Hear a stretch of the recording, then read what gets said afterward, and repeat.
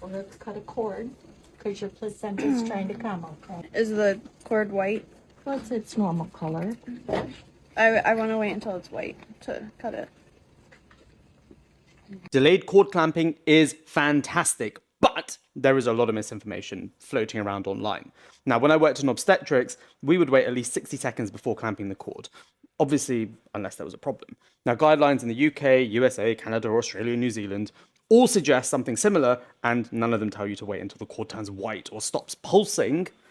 That is not a medical thing. For babies born at term, deferring clamping by even just 60 seconds increases hemoglobin at birth and boosts iron stores for the first few months of life, with about 80% of the blood transfer from the placenta happening in the first minute. Now, some people do wait 5, even 10 minutes, particularly if the birth is low risk and everything has gone well.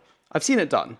But just know, your baby is probably never going to get 100% of that placental blood. That's not how physiology works, and delaying it for too long could increase the risk of a postpartum hemorrhage. We do not want that. Now, preterm and premature babies will benefit even more from this, with delayed clamping reducing the risk of bleeding in the brain, low blood pressure, and something called necrotizing enterocolitis. But if a baby comes out in poor condition, if they're struggling to breathe or needing resuscitation, the priority will shift. We sometimes milk the cord towards the baby in these cases because that is a compromise, but early clamping might be necessary to save their life. The nuance matters because there isn't enough strong evidence to support waiting until the cord turns white or stops pulsing. And please stop getting your medical advice online from random strangers rather than the health and medical professionals who have dedicated their lives to this stuff.